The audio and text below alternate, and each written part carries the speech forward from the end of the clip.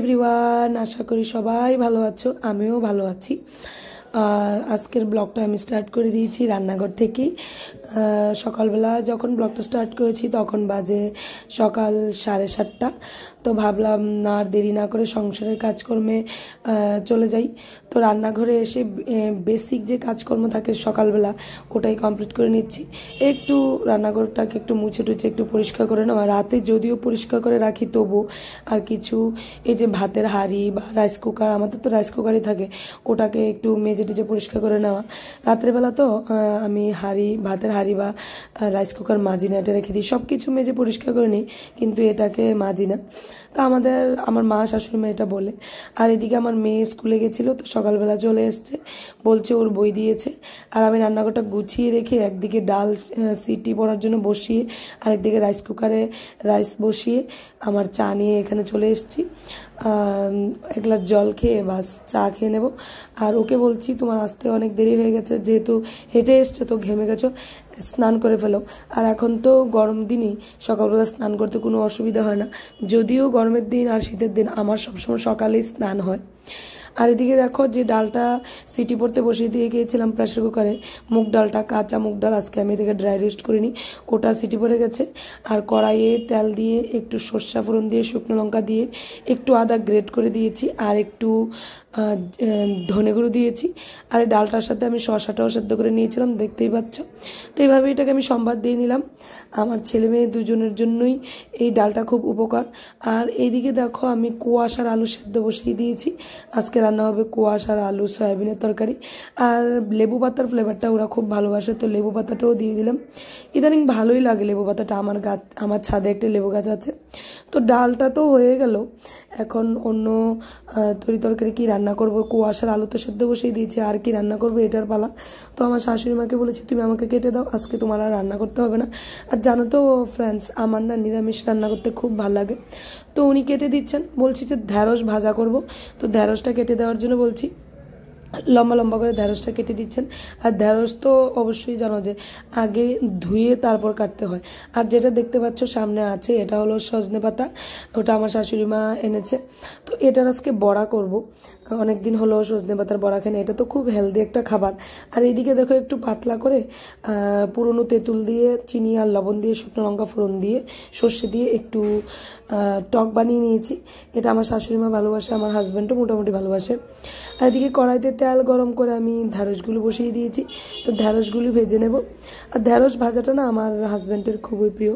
এই গরমকালে ঢ্যাঁড়স ভাজা, পটল ভাজা ওটাও খুব ভালোবাসে। অনেক সময় আমি ঢ্যাঁড়সটাকে আরও ছোট করে কেটে একটু কুমড়ো দিয়ে ভাজি বা আলু দিয়ে ভাজি, এই ভাজাটাও ভালো লাগে। একটু অন্যরকম করে প্রত্যেকদিন রান্না করলে ভালোই লাগে, একঘেয়েমি সবজি থাকে তো একটু অন্যরকম করে রান্না করলেই ভালো লাগে। তো এদিকে দেখো কড়াইতে আবার তেল বসিয়ে দিয়েছি। এদিকে আমার এই যে কুয়াশার আলুগুলি সেদ্ধ হয়ে গেছে, তো এগুলোকে আমি একটু ভালোভাবে ভেজে নেব, একটু লবণ আর একটু হলুদ দিয়ে।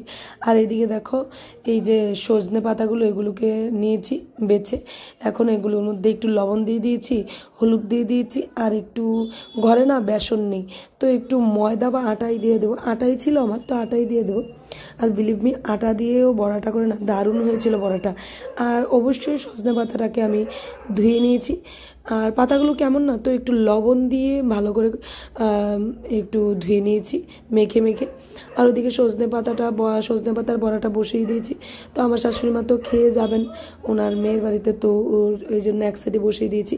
আর এক সাইডে দেখো ভাজাগুলো কমপ্লিট, কুয়াশার আলু যেগুলো ভাজা করেছি। তো শুকনো লঙ্কা, তেজপাতা, দারচিনি, এলাচ, লং দিয়ে দিয়েছি। তারপর এটার মধ্যে দিয়ে দিলাম একটু পাঁচফোড়ন সম্বাদ। দেওয়ার পর যে মশলাটা নর্মাল যে মশলাটা রেডি করে রেখেছি, মিক্সারে পেস্ট করেছি, ওটা দিয়ে দেবো। মশলাটার মধ্যে একটা লাল একটা টমেটো পেস্ট করে নিয়েছি মশলাটার সাথে, যাতে কালারটা সুন্দরভাবে আসে। তো দেখো মশলাটাও দিয়ে দিয়েছি, এখন একটু ভালোভাবে কষে নেব। যতক্ষণ না শুকিয়ে আসে জলটা ততক্ষণ কষিয়ে নেব। আর এটার মধ্যে দেখো আমার শাশুড়িমা বলছে যে তুমি এই যে রান্না করছো তরকারিটা, এটার মধ্যে না ভাজা একটু মৌরি দাও। তো আমি একটু ভাজা মৌরি দিলাম, জানো ভাজা মৌরিটা দেওয়াতে এটার ফ্লেভারটাও দারুণ এসেছিলো। তো এখন এগুলো ভালোভাবে ভেজে নেব, ভেজে আসার পর জল দিয়ে দেবো, বাস যতটুকু দরকার এতটুকুই দিয়ে দেবো। আর এখন অপেক্ষা করব কতক্ষণে এটা ফুটে আসে, তারপর নামিয়ে নেব। আর এদিকে কিছু বাসন কোসন ছিল, তো এগুলো মেজে নিচ্ছি।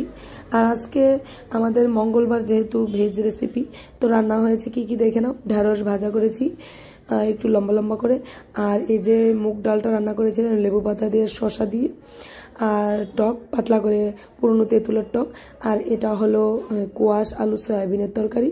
নর্মাল রান্না একদম, আমি ম্যাক্সিমাম নর্মাল রান্না করতেই ভালোবাসি। আর এখন যা গরম পড়েছে, তো নর্মালি যথেষ্ট। কি দিয়ে খাচ্ছ গো? বড়া বড়া।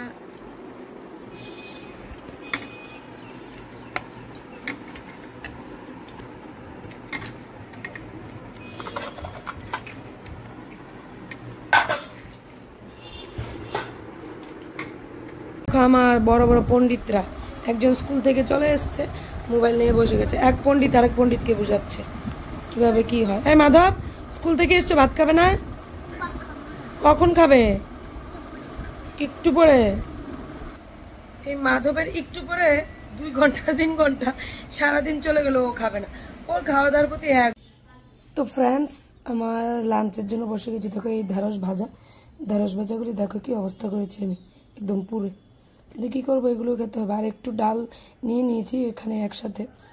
আর এই যে সবজিটা রান্না করেছিলাম, এটা তো বেজে গেছে, তো খাওয়াটা কমপ্লিট করে নিই। তো মাধবও স্কুল থেকে চলে এসছে, আর যেহেতু নিরামিষ, তো একটু আচার নেব, এটার সাথে একটু তেঁতুলের আচার বা কুলের আচার নেব, নিয়ে বাস খেয়ে নেব। আর সোনাইও খেয়ে ফেলেছে, আর মাধবকে শুধু খাওয়াবো। আর আমার হাজব্যান্ডও খেয়ে ফেলেছে। এখন আমি খাবো, তারপর মাধবকে খাইয়ে বাস দুপুরবেলা একটু ন্যাপ নেব। আর আজকে যা ধকল গেছে বলে বোঝাতে পারবো না, প্রচণ্ড পরিশ্রম হয়েছে আজকে, একদম টাইম পাইনি সকাল থেকে। এখন কি একটু বসলাম, যদিও কাপড় চোপড় আজকে কোনো ধোয়া নেই, কিন্তু তবু অন্য কাজ ছিল। কারণ সকালবেলা আমার শাশুড়ি মা সোনাইকে নিয়ে স্কুলে গিয়েছিল, সোনাই স্কুল থেকে বই দিয়েছে, তো এই জন্য সম্পূর্ণটা আমার হাতে, পুজো দেওয়া থেকে শুরু করে সবজি থেকে শুরু করে সব কিছু, রান্না টান্না। তো পরে যখন শাশুড়ি মা এসছেন, তখন বললাম যে তাড়াতাড়ি করে আমাকে কিছু সবজি কেটে দাও, নয়তো আমি রান্না করতে পারছি না। তো তুমি তখন কেটে দিয়েছো। যাক, আর কিছু বলে বেশি কথা বলে লাভ নেই। দেখো এই দেখো ভাতটা রেডি করে রেখে দিয়েছি। তো অনেকদিন ধরে না পাঁপড়গুলো রোদে দেওয়া হয় না, তো এগুলো না রোদে না দিলে একদম ফুলে ওঠে না। যখনই কড়াইতে তেলের মধ্যে দিই ফুলে ওঠে না ভালোভাবে, একটু না একটু না ফুলে থাকে, কেমন যেন হয়ে থাকে, খেতেও তেমনটা টেস্ট লাগে না। তো ভাবলাম আচারটা যখন রোদে দিচ্ছি, তো এগুলোকেও রোদে দিয়ে দিলাম। এখন এগুলোকে গুছিয়ে নেব। অনেক আগে সকালবেলায় রোদে দিয়ে দিয়েছিলাম আমি, যখন রৌদ্র উঠেছিল, তো এগুলোকে গুছিয়ে নেব। আর পাঁপড়ের ডিবিটা এনে রেখে দিয়েছি। আর এদিকে দেখো ভাত খাওয়ার পর দুপুরবেলা যে থালা বাসনগুলি ধুয়ে দিয়েছিলাম, মেছে রেখেছিলাম, এগুলোকেই গুছিয়ে নিচ্ছি। আর আমার কিচেনটা এত ছোট যে এটাকে ওয়ালে টাঙানোর জায়গা নেই। তো বিছানাটা দেখো আমার হাজব্যান্ড একটু শুয়েছিল, তো কীরকম করে রেখেছে। আর আমার না একটু পর পরে সেটা গুছাতে হয়, ওটা গুছাতে হয়। তো এটাকে একটু ভালোভাবে গুছিয়ে নেব, তারপর একটু ন্যাপ নিতে চলে যাব। অলরেডি মাধব সোনাই তো খেয়েই ফেলেছে, তো মাধবকে খাইয়ে ঘুম পাড়িয়ে নিয়েছি। আর আমার হাজব্যান্ডও খেয়ে নিয়েছে, আমারও খাওয়া কমপ্লিট হয়ে গেছে, তোমরা দেখতেই পেয়েছো। তো এখন ভাবছি কি করব, যা একটা রৌদ্র উঠেছে না, বিকেলবেলা ঘুম থেকে উঠে না আবার ছাদে গিয়ে কাপড় চোপড় এনে গুছাতে ভাল লাগছিল না। আজকে কেন জানি ইচ্ছে করছিল না, তো কাপড়গুলি এনে চেয়ারে রেখে তারপর একটু ন্যাপ নিতে চলে গেলাম। তো আশা করি তোমাদের ব্লগটা ভালো লাগবে। ভালো লাগলে লাইক করবে, কমেন্টস করবেন, শেয়ার করবে, আর প্লিজ সাবস্ক্রাইব করবে। সাবস্ক্রাইব করতে ভুলবে না প্লিজ। তো টিল দেন, বাই বাই।